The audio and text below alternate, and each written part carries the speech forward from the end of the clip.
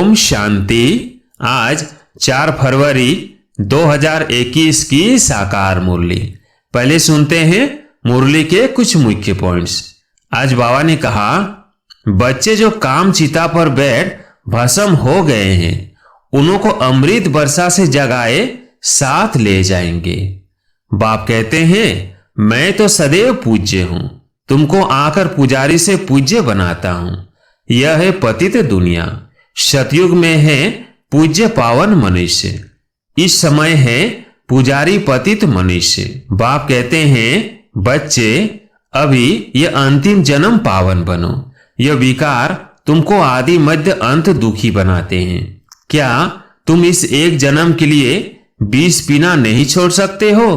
मैं तुमको अमृत पिलाकर अमर बनाता हूं, फिर भी तुम पवित्र नहीं बनते हो। विष बिगर सिगरेट शराब बिगर रह नहीं सकते हो। अब मुरली सुनते हैं विस्तार से। मीठे बच्चे, सबको यही पैगाम दो कि बाप का फरमान है, इस पुरुषोत्तम संगम युग पर पवित्र बनो तो सतयुग का वर्षा मिल जाएगा। प्रश्न, कौन सा सस्ता सौदा सबको बतलाओ? उत्तर, इस अंतिम जन्म में बाप के डायरेक्शन पर चल पवित्र बनो तो 21 जन्मों के लिए विश्व की बादशाही मिल जाएगी। यह बहुत सस्ता सौदा है। यही सौदा करना तुम सबको सिखलाओ। बोलो, अब शिव बाबा को याद कर पवित्र बनो तो पवित्र दुनिया का मालिक बनेंगे। ओम शांति। रूहानी बच्चे जानते हैं, रूहानी बाप समझाते हैं कि प्रदर्शनी व मेले में शो दिखलाते हैं या चित्रों पर मनुष्यों को समझाते हैं कि बाप से अब बेहद का वर्षा लेना है। कौन सा वर्षा? मनुष्य देवता बनने का, अथवा बेहद के बाप से आधा कल्प के लिए स्वर्ग का राज्य कैसे लेना है, यह समझाने का है। बाप सौदागर तो है ही, उनसे यह सौदा करना है। यह तो मनुष्य जानते हैं कि देवी देवताएं पवित्र रहते हैं। भारत में जब सतयुग था तो देवी देवता पवित्र थे। जरूर उन्होंने कोई प्राप्ति की होगी स्वर्ग के लिए। स्वर्ग की स्थापना करने वाले बाप बिगर कोई भी प्राप्ति करा न सके। पतित पावन बाप ही पतितों को पावन बनाए, पावन दुनिया का राज्य देने वाला है। सौदा कितना सस्ता देते हैं। सिर्फ कहते हैं, यह तुम्हारा अंतिम जन्म है। जब तक मैं यहां हूं पवित्र बनो। मैं आया हूं पवित्र बनाने। तुम इस अंतिम जन्म में पावन बनने का पुरुषार्थ करेंगे तो पावन दुनिया का वर्षा लेंगे। सौदा तो बड़ा सस्ता है। तो बाबा को विचार आया, बच्चों को ऐसे समझाना चाहिए कि बाप का फरमान है, पवित्र बनो। यह पुरुषोत्तम संगम युग है जो पवित्र बनने का है। उत्तम से उत्तम पुरुष है ही देवता है। लक्ष्मी नारायण का राज्य चला है ना। डीटी वर्ल्ड सॉवरेंटी तुमको बाप से वर्षे में मिल सकती है। बाप की मत पर यह अंतिम जन्म पवित्र बनेंगे तो यह भी युक्ति बतलाते हैं कि योग बल से अपने को तमो प्रधान से शतो प्रधान कैसे बनाओ। बच्चों को कल्याण के लिए खर्चा तो करना ही है। खर्चे बिगर राजधानी स्थापन नहीं हो सकती। अभी लक्ष्मी नारायण की राजधानी स्थापन हो रही है। बच्चों को पवित्र जरूर बनना है। मनसा वाचा कर्मणा, कोई भी उल्टा सुल्टा काम नहीं करना है। देवताओं को कभी कोई खराब ख्याल भी नहीं आता। मुख से ऐसा कोई वचन नहीं निकलता। वह है ही सर्वगुण संपन्न, संपूर्ण निर्विकारी, मर्यादा पुरुषोत्तम। जो होकर जाते हैं उन्हों की महिमा गाई जाती है। अब तुम बच्चों को भी वही देवी देवता बनाने आया हूं। तो मनसा वाचा कर्मणा, कोई भी ऐसा बुरा काम नहीं करना है। देवताएं संपूर्ण निर्विकारी थे। यह गुण भी तुम अभी धारण कर सकते हो, क्योंकि इस मृत्यु लोक में तुम्हारा यह अंतिम जन्म है। पतित दुनिया को मृत्यु लोक, पावन दुनिया को अमरलोक कहा जाता है। अभी मृत्यु लोक का विनाश सामने खड़ा है। जरूर अमरपुरी की स्थापना होती होगी। यह वही महाभारी महाभारत लड़ाई है जो शास्त्रों में दिखाई हुई है, जिससे पुरानी विशेष वर्ल्ड खत्म होती है, परंतु यह ज्ञान कोई में है नहीं। बाप कहते हैं सब अज्ञान नींद में सोए पड़े हैं, 5 विकारों का नशा रहता है। अब बाप कहते हैं पवित्र बनो। मास्टर गॉड तो बनेंगे ना। लक्ष्मी नारायण को गॉड गॉडेज कहते हैं, अर्थात गॉड द्वारा यह वर्षा पाया है। अभी तो भारत पति थे, मनसा वाचा कर्मणा करते भी ऐसे चलते हैं। कोई भी बात पहले बुद्धि में आती है, फिर मुख से निकलती है। कर्मणा में आने से विकर्म बन जाता है। बाप कहते हैं वहां कोई विकर्म होता नहीं, यहाँ विकर्म होते हैं, क्योंकि रावण राज्य है। अब बाप कहते हैं बाकी जो आयु है पवित्र बनो। प्रतिज्ञा करनी है, पवित्र बन, और फिर मेरे साथ बुद्धि का योग भी लगाना है, जिससे तुम्हारे जन्म जन्मांतर के पाप भी कट जाए। तभी तुम 21 जन्म के लिए स्वर्ग के मालिक बनेंगे।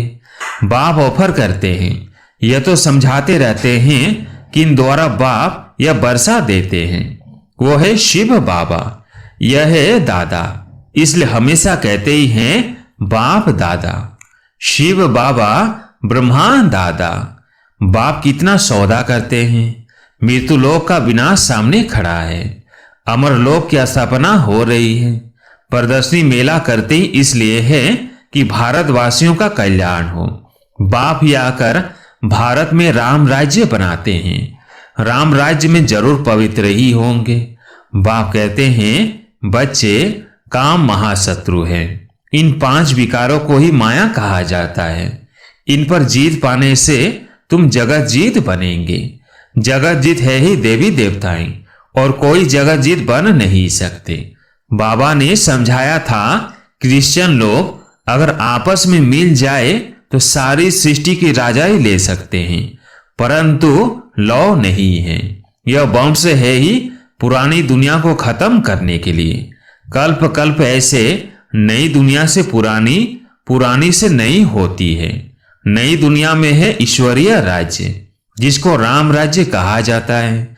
ईश्वर को न जानने कारण ऐसे ही राम राम जपते रहते हैं। तो तुम बच्चों के अंदर में यह बातें धारण होनी चाहिए।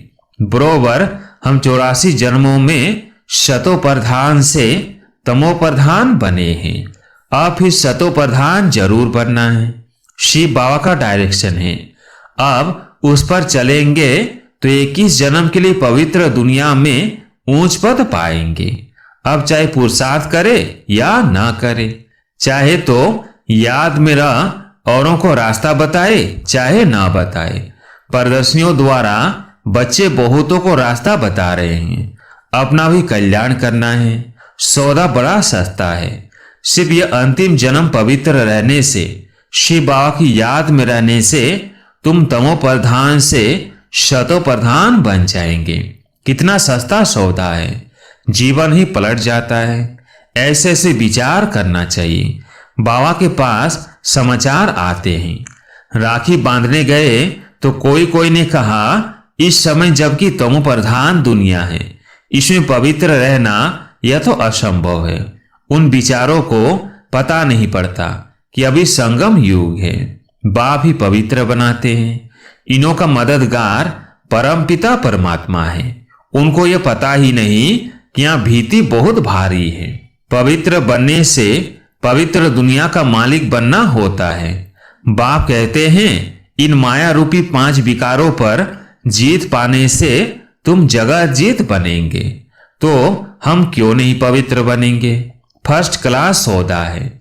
बाप कहते हैं काम महाशत्रु है। इन पर जीत पाने से तुम पवित्र बनेंगे। माया जीत जगत जीत, यह योग बल से माया को जीतने की बात। परमपिता परमात्मा ही आकर रूहों को समझाते हैं कि मुझे याद करो तो खाद निकल जाएगी। तुम शतो प्रधान दुनिया के मालिक बन जाएंगे। बाप बरसा देते हैं संगम पर। सबसे उत्तम पुरुष यह लक्ष्मी नारायण थे।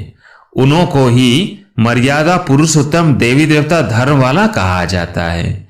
समझाया तो बहुत अच्छी रीति जाता है, परंतु कभी कभी यह पॉइंट से भूल जाती हैं, फिर बाद में विचार आता है भाषण में यह पॉइंट से नहीं समझाई।